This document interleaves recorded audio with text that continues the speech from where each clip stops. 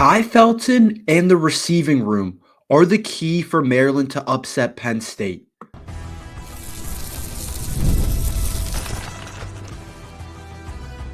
You are Locked On Terps, your daily podcast on the Maryland Terps, part of the Locked On Podcast Network, your team every day.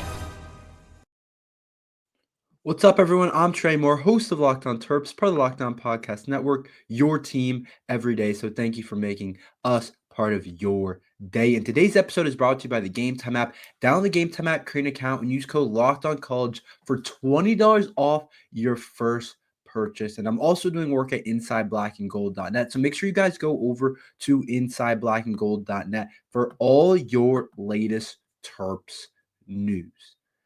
I think that Tai Felton and the rest of the receiving corps are the key for the Terps to upset Penn State or to make the game close. Let's be realistic about this year.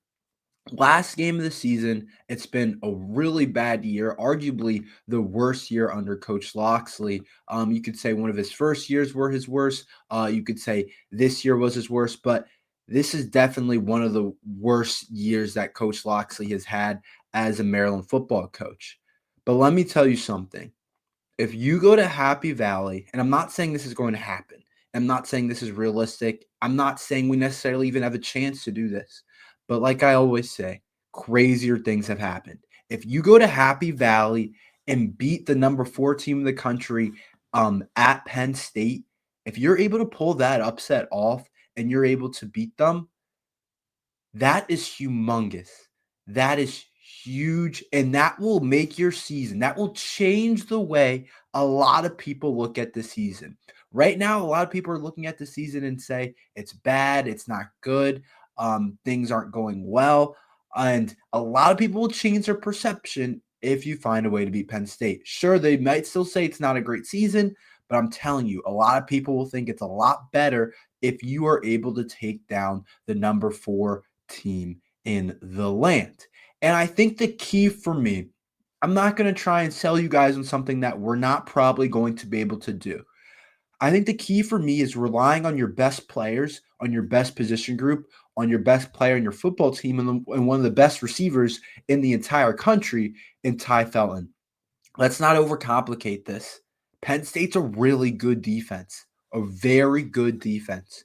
And when you look at their defensive line, when you look at their linebacker rooms, all around, I don't see much of a weakness. And I'm not going to sit here and say Maryland has to run the ball and control the clock, because I would want to say that, but have we really ever done that this season? Nevertheless, this season, just against a good team like Penn State, you think we're going to be able to run the ball and play a controlled football game? Like, that's not realistic. We don't do that. We've barely done that all year. And so are we going to be able to get to a Penn State team who is pretty good on the ground and suddenly we're going to run the football effectively? No. So I'm not going to tell you guys that's the key to the game, because when you look at some of their stats, Penn State is good at stopping the rush.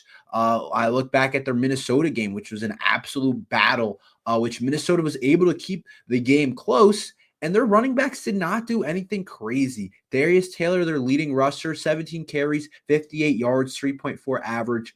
Marcus Major, 10 carries, 37 yards. That's not anything too outstanding out there for their rushing attack.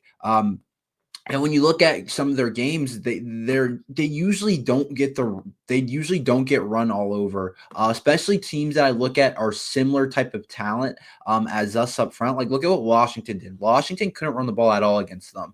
10 carries, 38 yards for their leading rusher, 11 carries, 24 yards for the next guy, and 8 carries, 20 yards for the next guy for Washington. They tried to establish it, and I think those teams compare somewhat to what we bring as a football team. So I'm not going to sit here and tell you guys Maryland has to rush the ball to be able to win the game, when that's just not a realistic thing for me to say, or that's something that I doubt is going to happen and that I haven't seen Maryland do all the entire year so far, is run the football effectively. And I think what we have to say is we have to rely on our best player in that type of environment in a Penn State place that's really tough to play, we have to rely on our best player, Tai Felton. I think when we look at Maryland over the years, we're a passing team. We like to throw the ball. We want to throw the ball all over the place. We want to get our receivers involved. We want to get a quick passing game. We want to take some shots.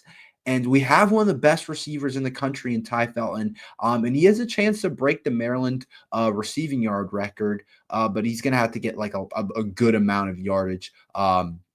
It's going to be something that's definitely not easy to do, but he does have a chance to be able to do it. But I look at Tai Felton and I say, and the rest of the Maryland receiving core, and I say, this is what we hang our hat on. When we win games, it's really because of these guys and the plays they're able to make. And I think against this Penn State team, who definitely has some dudes on the outside for sure, but I think that Tai Felton arguably has the statement to be made that he's one of the best players on the field, which against a Penn State team, they have a ton of ballers, but I think you could argue Ty's up there for one of the better players on the field. And so I look at him and I say, we're going to have to create some big plays for Tai Felton because we're going to throw the ball a lot.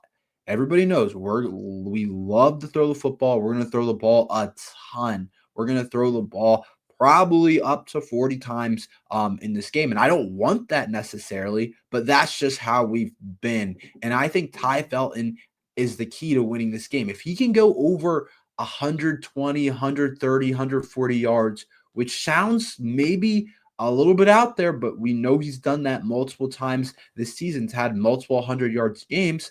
Then I think that's the key for us. I'm not going to say to win the game, but to keep it close. I think he's our playmaker. If someone's gonna create a big play down the field on offense, it's going to be him. And you're gonna have to score some to beat this Penn State team. You're not just gonna be able to go in there and walk on shells and not score you're gonna have to score the football some. And it starts, I think, with Tai Felton. And I think Billy Edwards is expected to play. He's gonna have to establish a good connection with Tai Felton in this game to be able to move the change, because realistically, we're not going to be able to run the ball with Roman Hemby and Nolan Ray. We're not going to be able to get a lot of easy types of first downs. A lot of it might be on 3rd and long. And Billy Edwards might have to make some throws against the Penn State defense to a Biletnikoff, a semifinalist in Tai Felton, who's been our best player all year, has put himself on the map to get drafted in the NFL, which is really special, really cool, and good for him. And I think if Penn State focuses on Tai Felton, this is where I still think he's the key. If they focus on him, double him, whatever they want to do, take him out the game, that's where the other guys have to eat. And I still think Tai Felton's the key in that spot because he's taking away the attention off of Prather, off of Octavian Smith, off of Dylan Wade, off of Preston Howard, off of all those different guys. And I think if they decide to say everyone else is going to have to beat us, they're going to have to win their matchup or whatever the case may be, then I think that the rest of our receivers are plenty talented enough to make some plays to potentially get the game maybe close for a little bit, keep the game close and manageable. And who knows, crazier things have happened. Maybe you get a chance in the 4th quarter to have a close game if your receivers can put up a big game. But I don't want to say we're going to rely on our defense because our defense hasn't been great all year. I don't want to say our defensive line because they haven't created pressure all year. I don't want to tell you guys a key is somewhere that hasn't produced all year. I want to talk about it as the receiver room, a unit that game in and game out has played at a pretty high level, I would say. And I'm going to tell you, those are the guys that are going to keep us in the game. And those are guys that realistically can keep us in the game. Like, I don't think our corner room is going to be able to keep us in the game. I think it's going to be the receivers making some special plays that even maybe like a little bit, they're going to have to do more than what even they've done this year. And I know it's going to be tough because the Maryland offensive line. I think you guys all know by now it's horrible. It's been bad all year. And we're going to get to Penn State defensive line that's very talented, that has dudes up front, and they're going to be hard to block.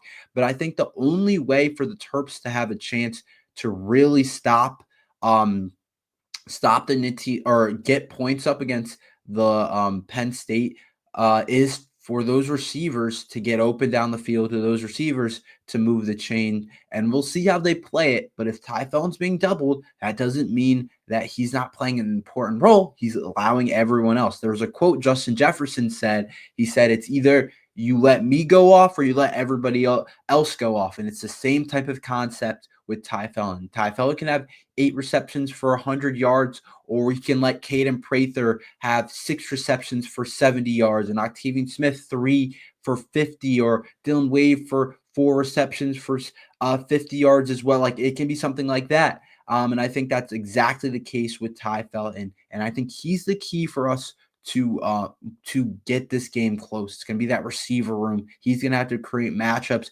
He's going to have to make it harder for Penn State to game plan around us, and I think that's something that's really important. Maryland basketball has its last cleanup game headed into the important ones. I'll talk about why this game is so important and a little bit of a preview after this.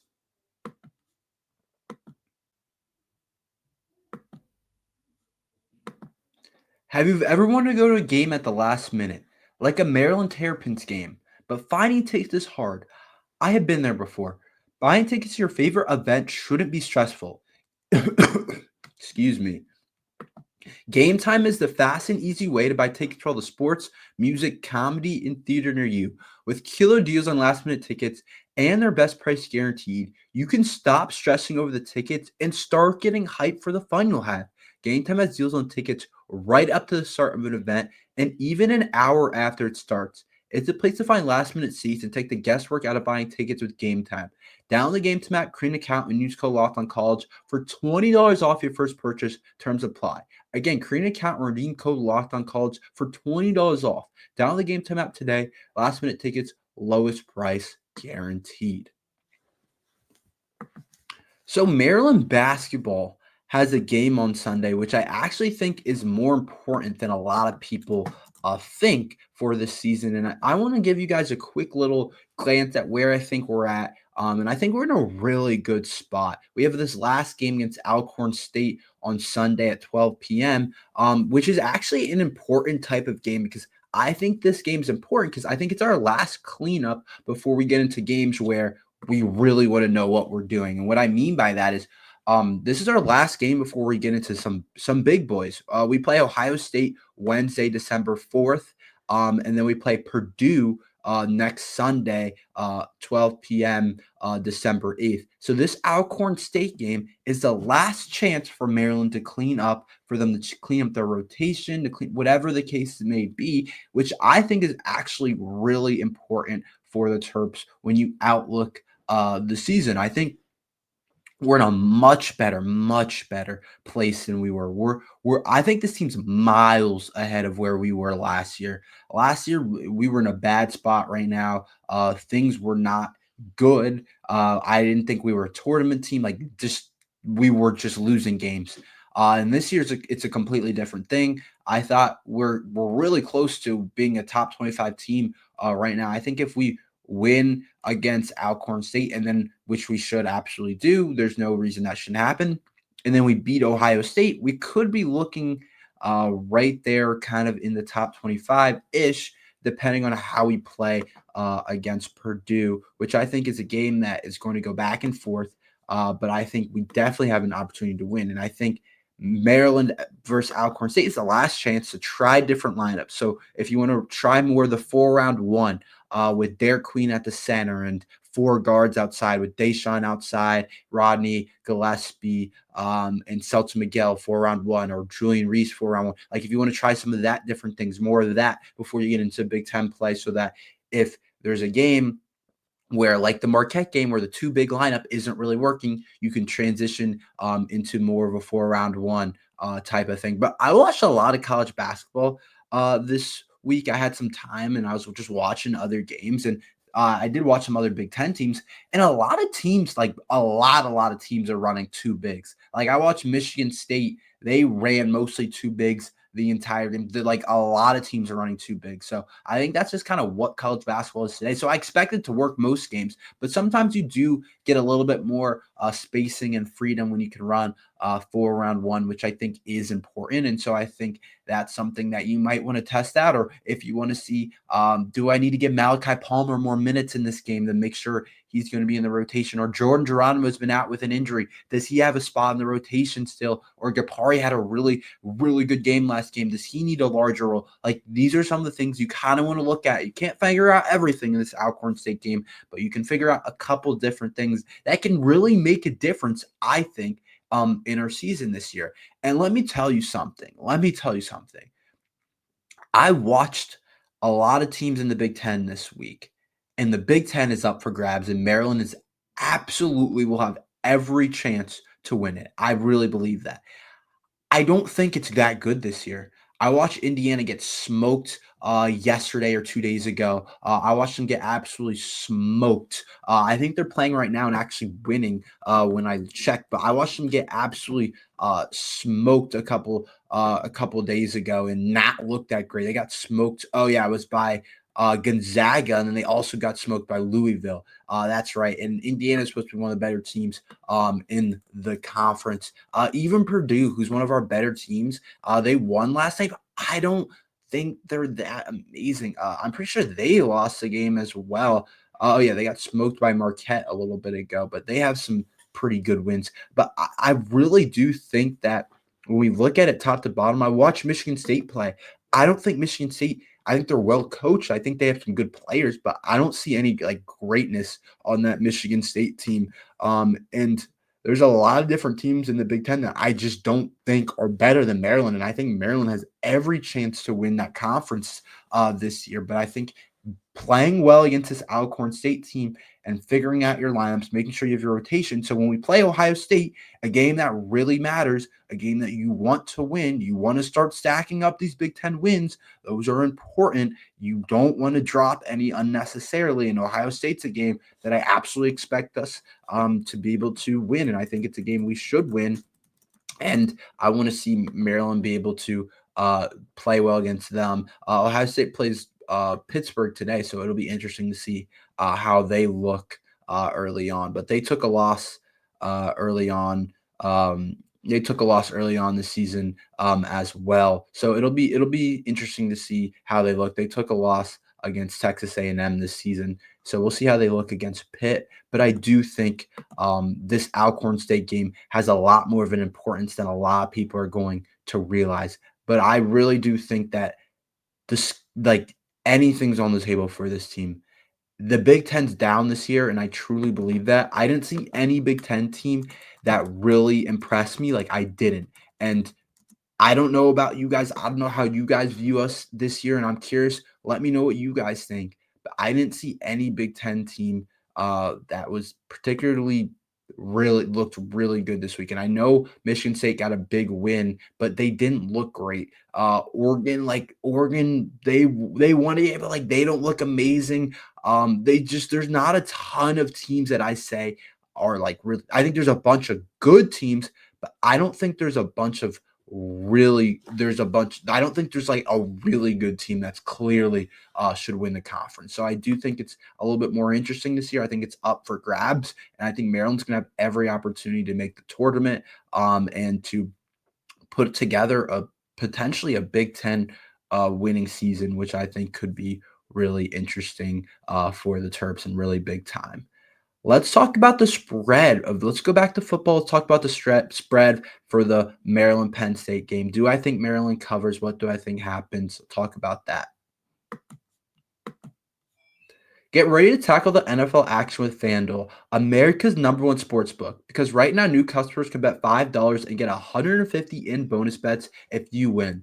The FanDuel Sports apps gives you everything you need to place your live bets on the NFL all in one place. So when you get the hunch in the middle of the game, you can check out the latest stats, view live play-by-plays, and so much more on the same page where you place your bets. Just visit FanDuel.com to join today. You'll get started with $150 in bonus bets if you win your first $5 bet. There's so many different things to bet on FanDuel right now, whether you want to bet on college football or the NBA or the NFL. Like, you can do so many different things on FanDuel, guys. So make sure you guys head over to FanDuel to look at all the different things you can do right now on FanDuel. There's so many different deals. There's so many different things to bet on. If you want to bet Maryland, Penn State this weekend, you can do that. That's FanDuel.com. Never waste a hunch. Make every moment more with FanDuel, the official sportsbook partner of the NFL.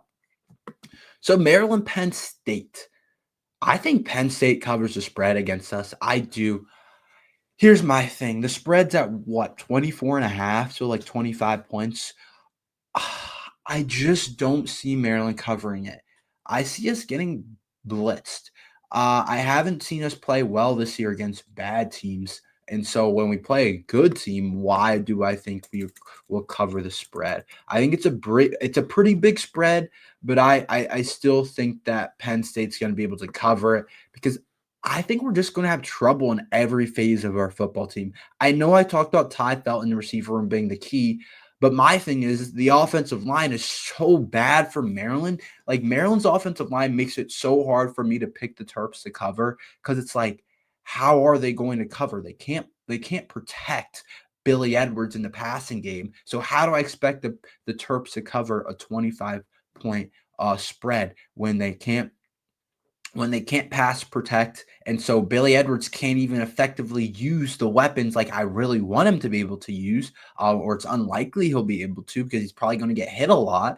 And I think that's definitely something. And then we can't run the ball, so we can't establish a run game. We can't control clock. We can't keep Penn State's defense on the field because we're not going to be able to run the ball. So we're going to be in third and longs all day. And why would I think that we're going to be able to convert third and longs where their pass rushers can just tee off? I just don't. And so I look at the 25-point spread and I say, I just don't see Maryland covering it. And I think Penn State has some talent on their offense in their running back room. Their quarterback, Drew Aller, is really talented. He's definitely like been a pretty good player this season, and he's a guy that next year could be a guy that people are looking at in terms of first round NFL draft. Like he has all that type of tools in terms of his arms, his arm talent and everything like that. We'll see if he puts it together. But I just don't see Maryland covering that spread against Penn State. I also think the Billy Edwards injury is something. Are we rushing him back? Probably not. But I do think that he's coming off of this injury, and it's like that matters. That's something when we play a Penn State team on the road. Billy Edwards hasn't been healthy, and that's something that's matter. And he also hasn't played that good football when he has been healthy against much worse defenses than Penn State, like Rutgers. Billy Edwards didn't look amazing against Minnesota. Billy Edwards didn't look amazing. Like he hasn't looked excuse me, guys. I got a little bit of a cough. He hasn't looked good in a while. And so why would I think that they're going to cover when Billy Edwards, our quarterback, and let's not overcomplicate a lot of these different things. A lot of it starts with the quarterback. And Penn State has a huge quarterback advantage, and they also have an advantage everywhere around them. You could argue Maryland's receiver core is better than Penn State, but that's literally it. Everywhere else, you would say Penn State has more talent than us. And so I look at it and I say, I don't see Maryland being able to cover the spread. It's also, I think we should have motivation. I think there's no reason for us not to be motivated. This is also the last game. Guys are probably ready. Like as an athlete, I know when you hit this type of game, and even when it's a really talented team, it's just the way it is. You're a little bit ready to be done. You're ready to hang it up for the season, to get a couple weeks of break and to spend with your friends and be able to get back to not practicing every second for a little bit. And I think that's going to be something. And I think Penn State, they're a team that they're going to be ready to go. They know they got a long season still ahead of them with the playoffs in play and everything else. So I don't think Maryland covers it. And I also have to say this, really tough place Maryland's going to play. And I don't see us playing well on the road in that type of atmosphere. I think that's going to be a really hard place for Maryland to effectively win a game. And I think that's something that matters for the Terps. And I think they're going to be hard for the Terps to cover because of that. That's all we have for today. Thank you for listening to Locked On Terps. Make sure you like and subscribe. We're here every day talking Maryland football and basketball. So thank you for listening to Locked On Terps.